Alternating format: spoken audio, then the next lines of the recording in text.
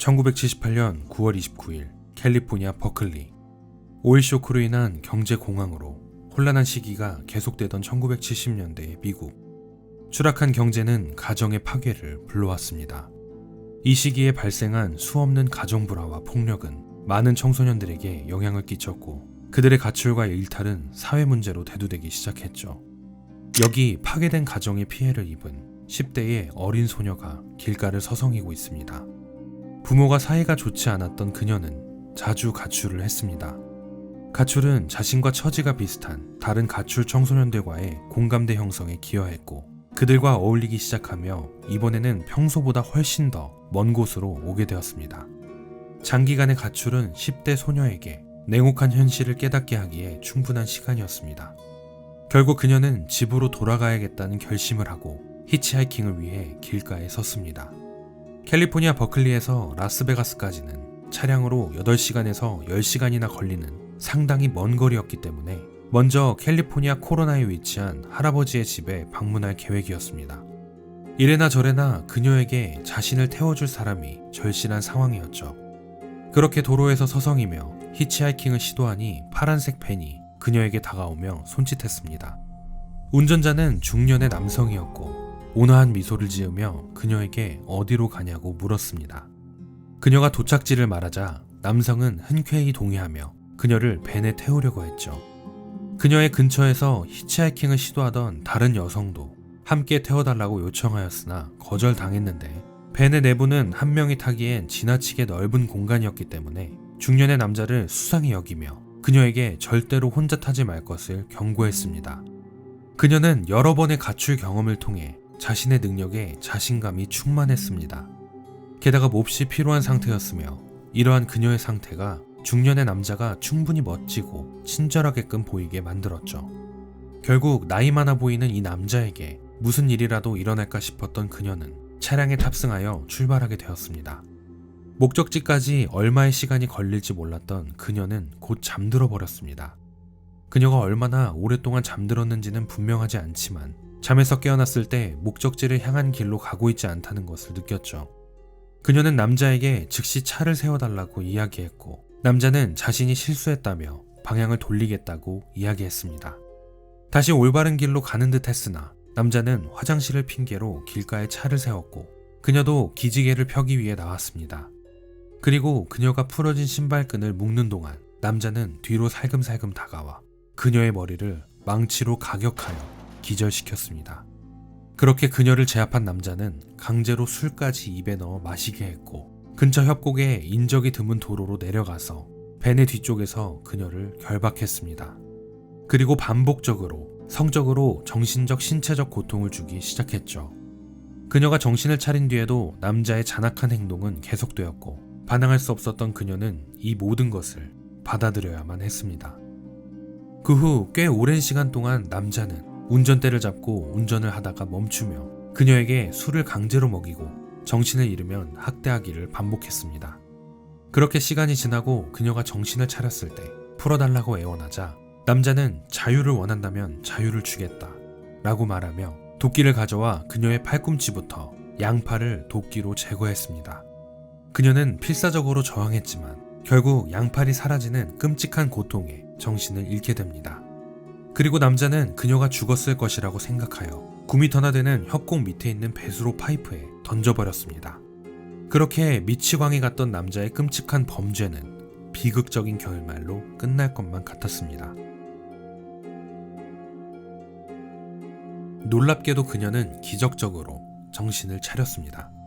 인간의 본성인 삶에 대한 집착과 자신이 이대로 죽게 된다면 또 다른 피해자가 나올 것이라는 생각이 그녀를 일으켜 세웠고 살아야겠다는 결심과 의지로 이어졌습니다. 절단된 팔에서는 출혈이 매우 심했고 출혈보다 더 심했던 것은 멈출 줄 모르는 끔찍한 고통이었는데 그녀는 절단된 부위를 바닥의 흙으로 출혈을 막았습니다. 참을 수 없는 고통이 뒤따랐지만 이를 악물고 버텼습니다. 그리고 협곡을 올라가기 시작했습니다. 그녀는 실오라기 하나 걸치지 않았고 두 팔에서는 피가 흘러내리고 있었죠.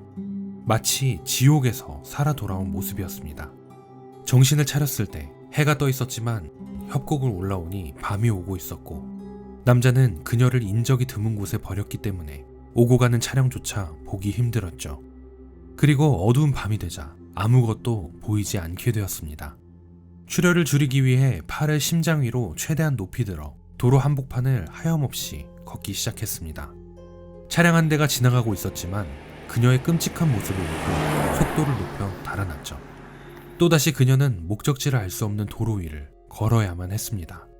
4km쯤 걸었을 때 그녀는 한계에 다다랐고 출혈로 인한 어지러움과 급격하게 떨어지는 체온으로 인해 삶을 포기하려 했지만 마침내 트럭 한 대가 그녀 앞에 섰습니다.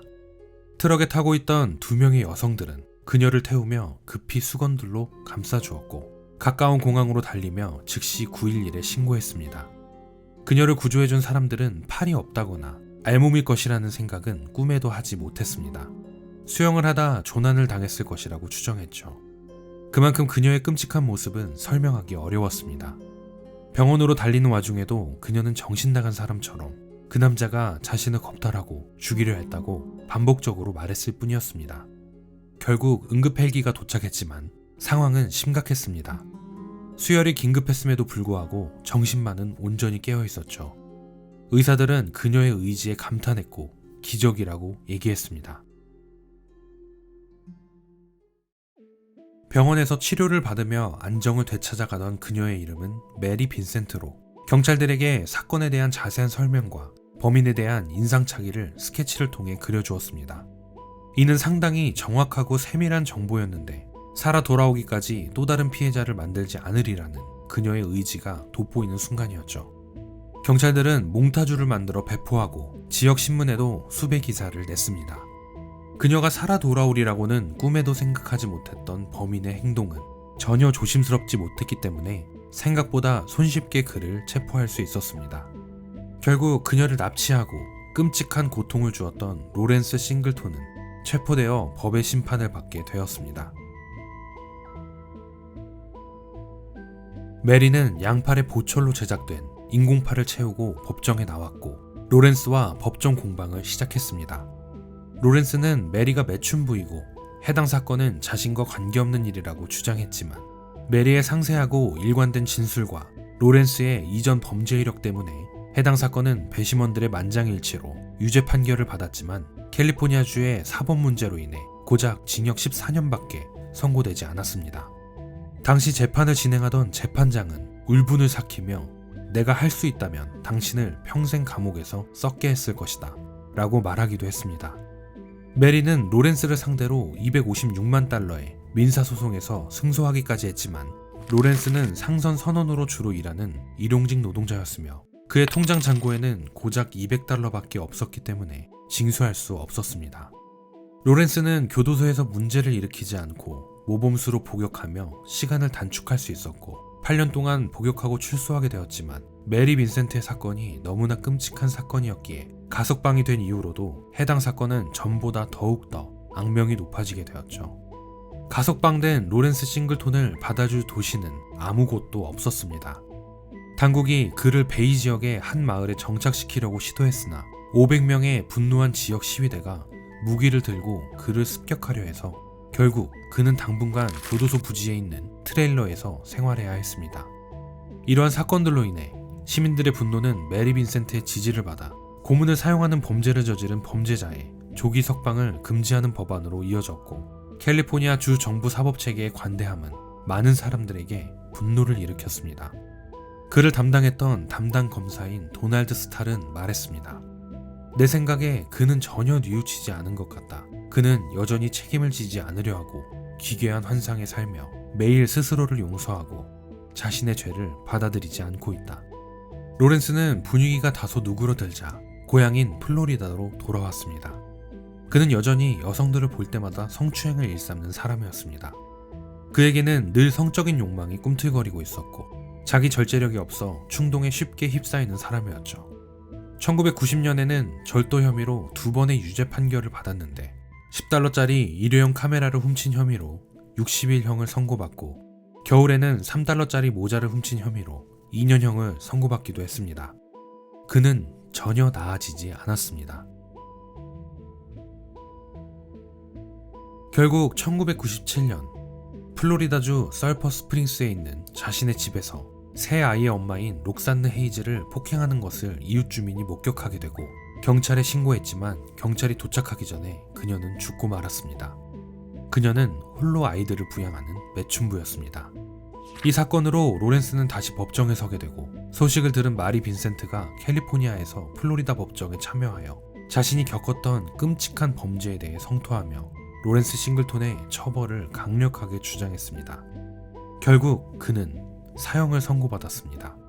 그리고 2001년 피해자들에게 끔찍한 고통을 주었던 로렌스 싱글톤은 자신의 죄를 전혀 뉘우치지 않은 채 플로리다주 교도소의 병원에서 암으로 사망하였습니다. 2005년 메리 빈센트는 결혼하여 두 아들을 낳고 행복한 가정을 꾸렸습니다. 양팔의 보철물을 이용해 끊임없이 노력하여 여전히 예술가로 활동하고 있습니다. 자신의 끔찍한 사건으로 캘리포니아 주 정부의 사법 체계에 많은 기여를 하고 불굴의 의지로 살아 돌아왔던 메리 빈센트는 장애를 딛고 일어나 많은 사람들의 귀감이 되고 있습니다.